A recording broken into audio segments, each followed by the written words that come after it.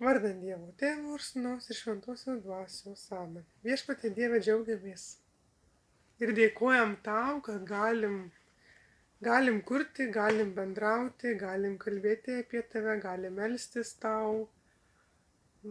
Dėkoju ir už tai, kad būtent šiandien mes su juo advento metu, to laukimo metu galime ne tik tobulinti savo žinias, bet ir galbūt kitiem padėti. Tai Viešpatie laimink mus, laimink visus klausančius, suteik jiem tą viltį, tą advento viltį, kad jie lauktų ateinant tavo Sūnaus mūsų Viešpaties Jėzaus Kristaus. Tai to prašau per Kristų mūsų Viešpatį. Amen. Tai sveiki. Dabar pagalvojom, kad reikia pradėti jau nuo maldos, nes vis tiek mano malda tai toks įžanginis žodis geriau negu sveiki. Galim pasveikinti ir po maldos, tai sveikinamės jau po ilgo laiko, po tikrai gero mėnesio, nes paskutinis mūsų epizodas lyg ir buvo su kunigu egzorcistu atsiprašau, Matusevičium. Jo, čia tik tako jau čia tik tako. Prisiskrolim. Jau čia prisiskrolim. Per daug, tai man. Perleisiu jo, kažką nors pasakyti. Matai, koks tas Valkauskas populiarus. Tu gulėjau te tik žuvelį ir ta jų laida, tai tik tai skrolinį, o čia tą pasakė. Su Valkausku, čia mes per daug įsijautėm, jau čia mes, tipo žvaigždės. Tai mes šiandien sugalvojom taip, kad pakalbėti reikia apie adventą, kadangi, dabar yra aktualu labai adventas, kaip pavyzdžiui, praeitą epizodą darėme apie Helovyną. Ir labai gerai surinko mūsų tas Helovyno video, nesitikėjau, mes abu ar neįdų tokio didelio palaikymų, beveik 5000. Taip, tikrai ten 1000, tai čia, wow, kaip būdavo ten 800 jau buvo. Jau būdavo labai gerai. Tai va, tai čia dar geriau. Taip, bandysim taip gali ir derinti viską, mažiau su laikotarpiu, tai ir pasiėmėm. Šį sykį pakalbėti apie adventą, kadangi adventas dabar vyksta, dabar galim pagal žvakes nustatyti, kad yra antra advento savaitė ir gal dabar aptarsim ten tokius labiau įdomesnius faktus apie tą adventą, kas iš viso aplamai yra adventas, nes pavyzdžiui, kai su paprastu žmogu pakalbė tenai, sakai, ar dabar žinai, kad adventas yra, žinai, o kas tas adventas, tai nelabai kas nors gali ir pasakyti. Arba, pavyzdžiui, vien tik tai pakalbėjau su tai žmonėm, kurie eina, tarkim, ir į bažnyčią ir pažiūri, o, tarkim, kunigas kokią spalvą apsirengia ir paklausiu, ar žinai, ką šitą spalvą reiškia. Nežinau. Žinau, kad pagal laikotarpį reikia apsirengti tam kunigui, bet kas ten per spalvą nelabai ir atsako. Tai jau, ir čia va ta esmė, kad tai būna ir tie, kurie patarnauja, nes, kartais kiti gal ir paklausė, bet pamiršta, kiti gal net neklausė, kažkaip, nelabai gal aktualu jiem atrodo, bet ta kiekviena spalva liturginių metų ir advento būtent metu, tai turi savo reikšmę, kaip ir matot žvakes. Tai dabar, kadangi jūs uždegtos tos dvi, tai gal atrodo tokios rožinės, bet iš tikrųjų tai yra 3 žvakės, violetinės ir viena rožinė, tarp kitko. Nors šiandien penktadienis, mes penktadienį filmuojam, bet sekmadienis, būtent šis 3 sekmadienis advento bus džiaugsmo sekmadienis, gaudate lotyniškai, gerai tariu? Pakartu. Gaudate. Ar kaip tart, žin? O dabar tai įdomus, tai man atrodo gerai. Tai jeigu žinot, jeigu blogai tariam, tai pataisykit. Užsipulkit. Ne, nenorim pyktis. Tai va, tai būtent gaudate džiaugsmo sekmadienio tiek liturginių drabužių spalvų, pačių arnotų, tiek žvakės yra rožiniai. Ir būna beje toks įdomus, aš jau pripasakosiu per daug per liežuvį tą per ilgą. Tai šiaip jau rožiniai spalvų būna 2 kartus per metus, jau kas man tikrai pritars, net per gavėnios vieną iš sekmadienių ir per advento 3 sekmadienį. Taip, ir kai vedžiau pamokas, pastebėjau, kad rožiniai spalva labai patraukli visiems vaikams. Ypatingai gal merginų, ne? Dariau čia tą susirinkimą ten, kur darė vaikai tuos arnotus visokius, tai gal 8% darė ir rožinius. O kaip gal merginų tarp merginų gal? Ir vaikinų buvo. Ir vaikinų rožiniai. Man rožiniai irgi, pavyzdžiui, kai arnutą užsidėdavo sekmadienį, tai kaip 2 kartus per metus matai, tai... O mes dar ir galim pridurti, kad ir jau mes mėlynai apsirengę turim megztinius jau savo. Taip. Tikrai taip, čia gal juodė buvo, vis tiek taip jau šiandien tai vis kalbino, tai kokį čia taip. O dabar jau atėjau laikas, kai jau turim ir čia matom ženkliuką, o ant mūsų nugarų yra. Gal apsisuksim gale video? Ar gal dabar? Dabar, ane? Tai va, tai turim čia mes ten ministrantų pokalbį ir Labai gražu. Labai gražu. Tai dabar gal pereikim jau prie to advento, čia užsiplepėjom. Tai aplamai, kas tas yra adventas? Tai adventas yra toks susikaupimo ir rimties laikotarpis, kuris trunka iš jūsų 4 savaitės, galim pamatyti pagal žvakės 4 savaitės. Jisai rodo tą susikaupimo laikotarpį iki Kristaus gimimo. Ir liturginiai rūbai, taip pat kunigo rūbai yra violetinės spalvos. Ir dabar daugelis turbūt žmonių galvoja, ką čia ta violetinė spalva reiškia, ir čia tiesiog parengta, ta prasme, kad galėtai ten atskirti, kur tas elinis laikas ir panašiai, tai ne tik yra, kad galėtai atskirti, bet yra ir tam tikra prasmė. Tai įdomi tokia istorija, kad violetinė spalva gamtoje yra viena iš rečiausių spalvų ir kad jie ten tą violetinę spalvą, kad išgauti ten, reikia, kad ten mažą gramuką, kad išgauti tos spalvos, reikia labai daug ten visokių dalykų apdaryti. Jeigu dabar neklystu, galiu ir suklysti, bet man atrodo, kad violetinė spalva yra išgaunama iš kažkokių tai skriauklių. Ir jas ten kažkaip sutrina ir ten gaunasi ta violetinė spalva ir jos labai mažai gaunama. Tai seniau ta violetinė spalva būdavo duodama, neduodama, o ją nešiodavo, kadangi jinai buvo ten, žinai, suspalvinta, tai jai ir nešiodavo tie aukštos klasės žmonės tie. Klasės. Taip, visokie ten tie, žinai. Kilmingi, gal didikai ar ne, arba tie, kurie... Taip pat jinai yra vadinama karališka spalva. Va tokį susikaupimą ir tokį svarbų laikotarpį, netgi pažymė tą violetinį spalvą. Ir kadangi mūsų viešpaties Kristaus gimimas yra tikrai svarbus etapas ir pats Kristus yra labai svarbus, tai todėl ir spalva tokia iškilminga parenkama. Taip, o šiaip dar pati ta violetinė spalva, tai turi dar ir kitą, pavyzdžiui, reikšmę kaip atgaila, ar ne, pavyzdžiui, kuomet atgailos sakramentas, tai kitaip vadinama išpažintis, tai kunigas eidamas į klausyklausindą tą jau violetinę spalvą, kuri reiškia atgailą, bet tų pačių ir laukimą, tai va, kiekvienam tam tikram kontekste, jinai reiškia, tu ir turi kitą prasmę, tai pavyzdžiui, va, kaip ir jau vis minėjau, kad čia yra laukimas, o jau išpažinti, tai yra labiau tokia kaip atgaila. Ir šiaip gal ir nusižeminimo, tokio nuolankumo, gal ir nespalvų galima, gal ir būtų taip pasakyti violetinė. Tai mat. Jos neatsitiktinai yra parenkamos, o ta vat, būtent rožinė tai yra džiaugsmų. Nes tikrai rožinė tokia vat, sukelia tų tokių teigiamų emocijų, nes tai yra vis tiek šviesi spalva. Tai vat, būtent yra džiaugsmo sekmadienio spalva. Tai štai dar gal kažką galim pridurti apie adventą patį, kad gal čia kaip buvau mišiuose, kuris vedė kunigas Martynas Povilaitis. Jisai labai iš tikrųjų atkreipė visų dėmesį, kad čia dabar yra sakoma, oi, tas kalėdų laukimas, tai čia adventas, vai reikia linksmintis ir panašiai, kaip iš tikrųjų mes nusigrėžiam nuo to, kad tas pats laukimas turi būti susikaupimo laikotarpis, neturėtų būti kažkokių didelių linksmybių ar ten apsivalgymų ir panašiai, ką tikrai dabar žmonės pamiršta padaryti. Pamiršta ir, pavyzdžiui, jau ta pati pirkimo karštligė. Nežinau, jūs pastebėt, bet jau mes, pavyzdžiui, buvom su mama prieš keletą dienų ir jau matyti tas žmonių srautas, kad jau vėl lekia ir tik dabar artėjant kalėdoms parduotuvėse žmonių daugės, nesgi svarbiausia yra pirmiausia yra dovanos, maistas, jau tik tada pasibuvimas. Juk visi skuba lekia pirkti kuo įmantresnę, kuo gražesnę dovaną. Aišku, tai yra natūralu. Ir būtent dar tas apie dovaną susijęs jo su vienu šventuoju.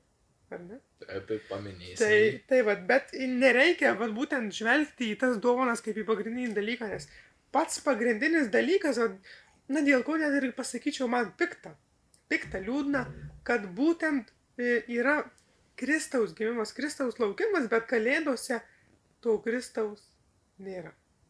To Tikrai Kristaus trūksta. pamiršta daug kas. Taip, kaip mums vyskupas sakė pamokslė, Rimantas Norvila ekscelencija, tai klausydamas radiją, važiuodamas į Vilnių į diakonų šventimus, dėl ko labai mes džiaugiamės, nes penki diakonai buvo išventinti. Tai jis vat ir paminėjo, kad per radiją vien tik apie kalėdas, apie ruošimąsi ir būtent nei vieno žodžio nebuvo apie Kristų. Tai va čia yra labai liūdna, kad mes pametam tą pagrindinį, dėl kurio švenčiamos kalėdos. Tikrai ir ką čia dar norėjau pridurti. Minčių tiek. Ir dabar, kadangi kalbam apie tas dovanas, tai labai mes rūpinamės, ką mes padovanosim ten kitiem, ką padovanosim, bet mes pamirštam, ką mes padovanosim Dievui. O viena iš geriausių dovanų Dievui, tai yra tai, kad mes vykdom jo valią, o kad vykdyti jo valią reikia stengtis būti tyra širdimi. Ir galim pasakyti, kad galima tokią kaip ir dovaną Dievui duoti, kad mes nueinam iš pažinties. Manau, čia yra labai svarbus dalykas nueiti advento laikotarpiu iš pažinties, bent jau prieš tas kalėdas iš pažinties, kad mes galėtume pasitikti Dievą tyra širdimi ir galėtume, aišku, eiti visų sakramentų. Taip, nes kaip tu gali laukti Kristaus ir ne, arba priimti, pavyzdžiui, komuniją per bernelių mišias, kurios yra jau tarsi, Kristaus, ne jau tarsi, jau Kristaus gimimo, ar ne, Kristaus gimimo iškilmė, tai kaip tu gali priimti komuniją, jeigu tu esi be išpažinties, esi nusigręžęs nuo Dievo. Už tai net ir pernai sulaukiau klausimo, tai iš jauno žmogaus, kas nustebino, sako, o ar bus kunigų klausyklose? Nežinai, prieš bernelių mišias labai daug būna žmonių. Sakau, bus, tikrai bus. Nes tai čia jau parodo, kad žmonėms yra svarbu. Taip. Ir labai gerai, kad labai svarbu yra, kad žmonės nepamirštų tos išpažinties, nes daugelį žmonių, kad ir tie, kurie lankosi bažnyčių, jie užmiršta tą išpažinties, kad reikia nueiti išpažinties, gal nueina kokios komunijos, bet nenueina išpažinties. Ir taip net daro nuodėmę, kadangi ėjimas komunijos be deramo pasiruošimo yra nuodėmė. Taip.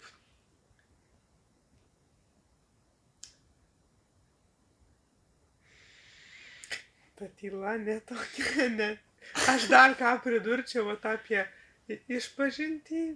Kuomet aš buvau vienuolyne, tai tiek aš, tiek Jonas kartais eina pasitvirtinamuosius, pakalbėti, pasidalinti savo įžvalgom, liudijimu savo. Tai aš kaip, pagalvodamas ką pasakyti, konspektuodamas, tai pagalvojau, kad išpažintis yra tarsi adventas. Ir adventas tarsi išpažintis.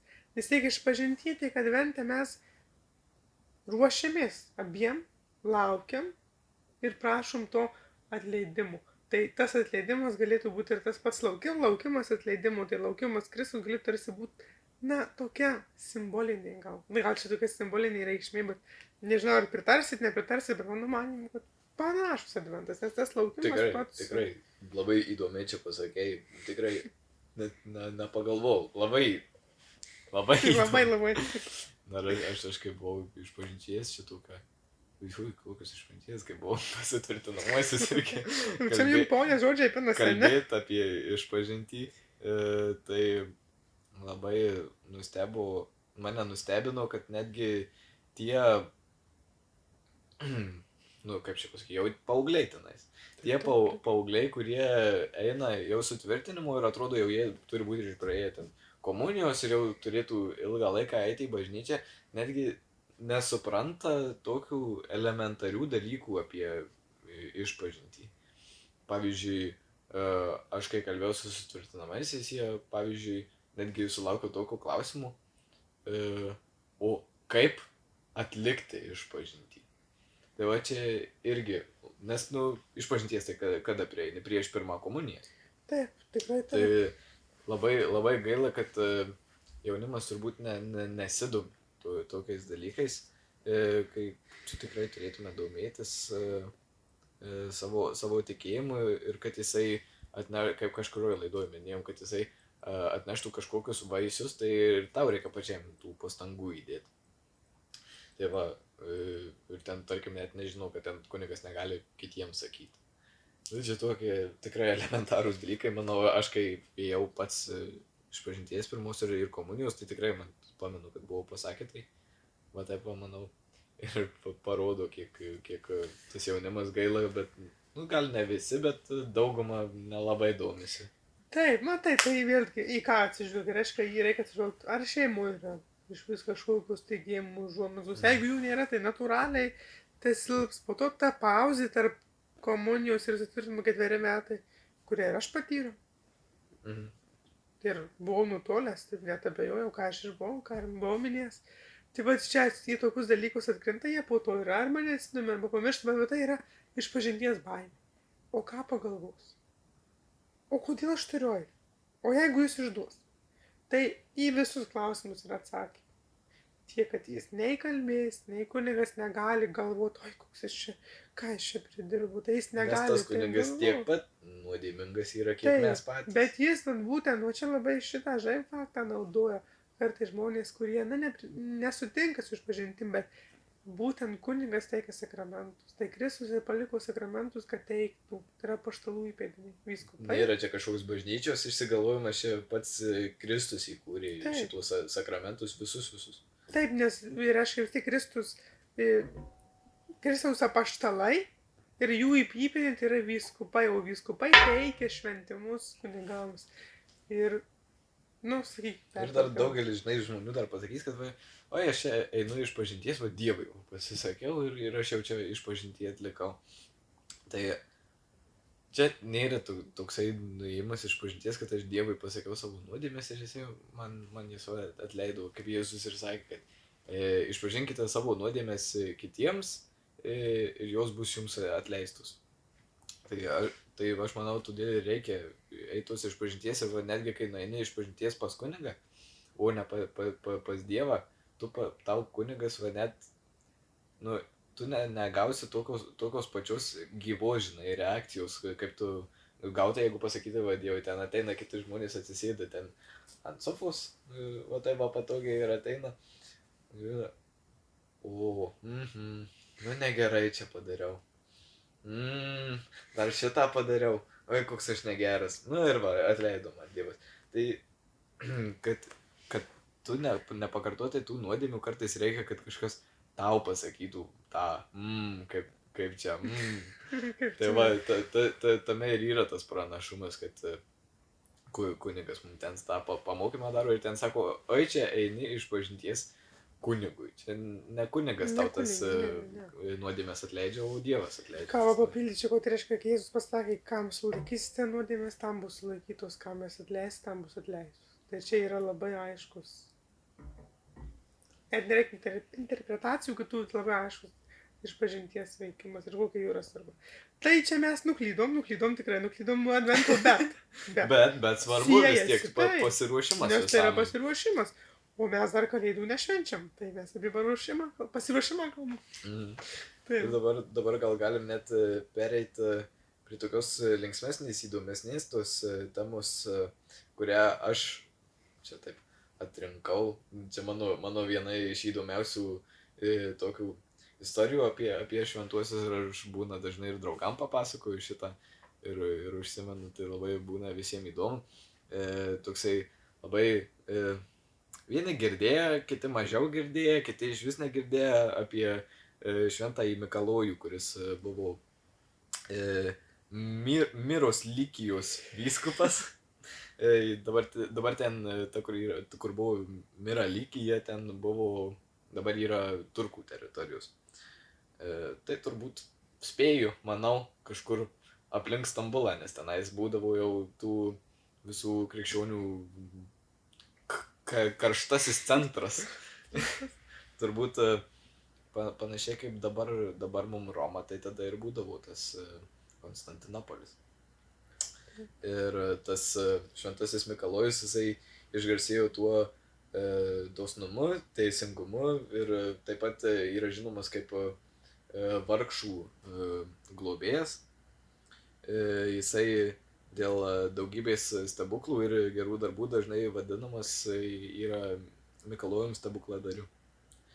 Ir čia labai dabar įdomus toksai dalykas. Aš kažkur netgi girdėjau, kai buvau mažas šitą, turbūt kai vienuolyne buvau, man vienuoliai šitą buvo pasakoję. Bet šventasis Mikalojus yra kalėdų senelis. jisai yra, nu, va tas visas ir dovanojimas dovanų yra kilęs iš jo, kadangi buvo... 3 merginos, ne, Taip. kurios buvo vargingai gyvenančios, tai jis jas pašelpė, įmesdamas. Jisai pro langą įmetė šitą monetų maišelį ir va toks vargavosi, kad kalėdų senelis eina ir dovanas. tai pro kamaną, ne tai pro langą. Tai iš spintos. Tai va, ir matai dar, kai būna, sako, kad kalėdų senelis žmoną turi, tai kuris žmoną turės. Jisai vyskupas. Matai, čia tokie katalikiški bairiai, žinai, kaip būna. Matai, kokių erezijų pilna apie kalėdų senelį. Kur kalėdų senelis visus metus ruošiasi, taigi nespėtų net. Nu. O dar čia šventasis. Mes turbūt jau elfai. Nu tai. Tai dar viena tokia viena iš įdomiausių istorijų apie šventąjį Mikalojų. Turbūt gal nedaugelis žino šitą istoriją, jinai aišku yra legenda, nėra kažkokių tai istorinių dokumentų, kurie šitą patvirtina, bet yra tokia legenda, kad per įvykusį pirmąjį Nikėjos susirinkimą, kurioje buvo svarstomos arianizmų idėjos. Arianizmas tai yra tokia erezijos šaka, kur yra sakoma, kad buvo laikas, kada Jėzaus nebuvo. Čia yra erezija toli, nes Jėzus yra ir pilnai Dievas, ir pilnai žmogus. Ir jisai visada buvo. Jisai nebuvo kažkokiu metu. Buvo, kažkokiu metu nebuvo. Daugelis gali irgi netyčiai tokia erezija gali įkliūti. Ir čia tas arianizmas ir kilęs iš to žmogaus, kuris bandė šitą idėją perteikti, jį buvo Arijus. Ir tas Arijus tam Nikėjos susirinkime ten tą savo arianizmą visiems piršo, visiems vyskupam. Ir jau šitas šventas Mikalojus jau galiausiai nebeištvėrė jų tų erezijų ir trenkė per veidą. Liaukštelėjo, negerai. Ir jau už tokį elgesį jau Nikėjos ta visa taryba net išsigandų, kad čia tas kalėdų senelis trenkė tam Arijui ir netgi atėmė iš Mikalojaus visas tas vyskupų insignijas ir jį patį įkalino. Bet pagal legendą jam pasirodė Kristus su Marija ir gražino jam tas visas insignijas ir panašiai. Tada kitą rytą sargybiniai atsidarė tą jo celę ir pamatė tą Mikalojų, kuris meldėsi su tomis insignijomis. Ir jį pagražino atgal į kitus. Sugražino. Jau sako, pareik atgal. Ir aišku, jau po to pliaukštelėjimo yra sakoma, kad Arijus ant tiek buvo sukrėstas, kad jisai iki pat kitos dienos ryto meldėsi ir verkė. Taip, vaikai. Tai kartais tokie net ir gal atrodytų skausmingi, gal kiek netiški, bet jie gali irgi privesti prie tikėjimo. Aš tai pliaukšteliu, tada nereikia, kad tu netiki, tai aš tau pliaukšteliu.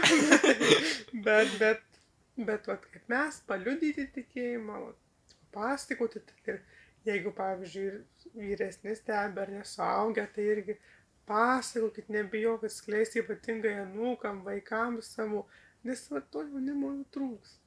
Labai trūks. Čia va tas Mikalojus tai būtų mum ir visiems pavyzdys toksai, kad nereikia ten trankyti žmonių, o tiesiog skleisti tą tikėjimą ir vengti erezijų. Jau vengti erezijų, nepasiduoti erezijų, nes pasidavimas erezijoms tai yra toks savo katalikiškos tapatybės naikinimas. Taip. Kada mes pasiduom, ai čia tas, ai tai gal ten nueisiu, o tai dar čia man siūlo, tai dar ten nueinu. Ir pasigilinus prieštrauja. Pavyzdžiui, tokia magija, horoskopai, numerologija.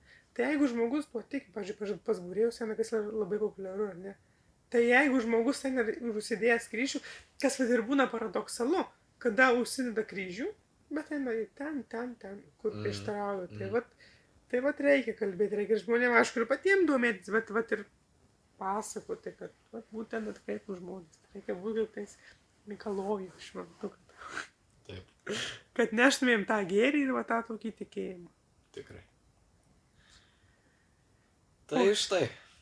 Tai va, o šiaip taip pats, man kaip adventas, jeigu taip kalbėtumėm, tai irgi asocijuosi dar, aišku, kada tas tikėjimas, nebuvo toks stiprus, tai tas adventas, kaip ir jau vis sakė, kaip ir žmonėm paklausus, toks tampa kaip įprastas visiškai laikotarpis. Tai jau, tai čia, gruodžio mėnuo, tai čia atostogos ir tie kalėdos, bet dabar jau, kada jau tikrai, jau degu meilė Kristui, tai parodo, kad yra giliau. Ne tik dovanos, ne tik kažkoks. Tai ir laukimas dovanų ir bus, bet vat yra Kristus. Ir bernelių mišios, kuriuose iškilmingai yra paminimas šitas įvykis. Ir tas pats advento vainikas, tai yra tokie akcentai, kurie įprasmina. Aišku, ir maldos reikia pamiršti. Kažką dar norėjau jums pasakyti, bet nusakyti dar tu valos, man ateis. Išeimėjai, Marija, mintį. Bet kažką norėjau pasakyti. Ai, va pasninkas, jau šiandien penktadienis. Ar valgėte mėsos? Ne. Ne, teisingai. Aš irgi nevalgau. Toks aš mandaras. Tai va, aš irgi nevalgau ir visiškai čia, kaip čia gal kas pasakytų, tai kam jūs čia varžotės, kam čia to reikia, kam čia joks varžymas. Valgyti mėsos vieną kartą per savaitę, penktadienį. Nėra sunku. Tikrai. Ir va tas, tai galbūt tas pats advento laikotarpis, tai toks susilaikymas. Tik nuo tų žaidimų. O Jėzau, ko valau, nuo triukšmo. Tai gerai žaidimai, bet, sakykime, šokiai, tai bus žaidimai, kažkokia tranki muzika, tai bus žaidimai. Bet geriau jau pasimest, negu eiti prie kompiuterinių žaidimų pažaisti. Tai čia tikrai geriau. Vaikai. Vaikai, paklausykit. Aš pats kai nežaidžiu, tai man lengva sakyti. Tai va, tau šiaip tai va tas advento laikotarpis toks tarsi susilaikymas, tiesiog yra artėjimas prie gimstančio Kristaus. Jūs čia jau dabar tylite, papildykite ką nors. Kad jau nebėra ką Jau pildyti. nebėra ką pildyti. Tai va, tai tikimės, kad, dar va, perversdamas savo konspektėlį apie kalėdaičius. Tai va, ir kalėdaičius įsigijame mūsų pensijom bazilikoje, Švento Arkangelo Mykolo, taip, sekmanį, prieš kiekvieną šventąsias mišias ir po kiekvienų šventų mišių galite irgi įsigyti kalėdaičių. Nes tai vat būtent kūčios, tai yra tokia jau lietuvių ir lenkų tradicija, kurio tikrai nėra švenčiama. Ir man tos pačios kūčios, kada tu pasimeldi, pavalgai, svarbiausia, pavalgai ir eini į bažnyčią. Ir eini vat laukti Kristaus gimimo. Tai man čia yra toks. Iš vis šiaip kūčios, bent kiek teko kalbėti, kad ir nebūtai net mes su nelabai tikinčiai žmonėm, arba kurie abejoja, jiem kūčios irgi tokia šeimos, tokia artima šventė. O svarbiausia, kad sakau, tai nevirstų magija dovanų magija. Nes tai yra labai blogai. Taip, nes magija veda toliau nuo Dievo, ne? Taip. Ir pačios dovanos, tai juk nereikia Kristui, kad tu padovanotum artimam žmogui tą dovaną. Jam reikia tavęs, reikia to žmogaus, reikia jūsų ryšio, kad mes mylėtum save kaip, patys save, kaip čia buvo. Padėk man, Jovai. Mylėti save kaip, Mylėti kitą, kaip myli save patį. Tai man, jau visai blogai. Tai, manau, taip ir užbaigsim. Manau, linkiu visiems prisiminti tą adventų, tą rimtumą, kad tai yra rimtas laikotarpis, susikaupimo laikotarpis. Neužmiršti kalėdose ir advente Kristaus, kas yra svarbiausias dalykas. Ir džiaugsmingai, bet susikaupus laukti mūsų viešpaties gimimu. Tikrai taip. Tai manau, kad užbaigsime maldą. Nu, dar pridėsiu. Nu, gal šitas toks buvo epizodas toks švelnis, ne tai, kad švelnis, bet toks paprastesnis, gal ne, bet tų daug istorinių datų. Taip, faktų. tai manau, parašykit tada žiūrovai, ar jums patiko šitas epizodas, ar jums patinka, kai mes laisviau taip kalbam, ar kai daugiau informacijos. Gal jo, nes gal, pavyzdžiui, jūs sakysit, čia toks, na, per silpnas toksai, nu, toks, žinot, na, taip, negražiai pasakus apie nieką, aš kaip kartais būna tokių. Tai, bet ar jums tokie patinka, mes labiau diskutuojam, gal daugiau tokios informacijos, tokios tikėjimo, bet taip pat lauksim jūsų atsiliepimų, komentuokit, mums reikia jūsų komentarų. Taip ir mums labai patinka jūsų komentarų skaityti. Įvairių. Kad ir blogi. Kad ir blogi. Atsakom ir juos kaip nors. Visus rašykit, pilkit. Tai jau ir užbaigia malda. Tada. Gerai. Valdant Dievo Tėvų ir Sūnaus ir Šventosios Dvasios. Amen. Ačiū tau, Dieve, kad leidi mums su Arneidu toliau tęsti šitą podcastą, platinti jaunimui, skleisti tavo žodį, padėk žmonėms žiūrintiems šį epizodą susikaupti ir, kaip ir minėjau, džiaugsmingai, bet susikaupus laukti tavo ateimų. Jėzau, tu mums esi labai brangus. To prašome per Kristų mūsų viešpatį. Amen. Vardant Dievo Tėvų ir Sūnaus ir Šventosios Dvasios. Amen. Ačiū.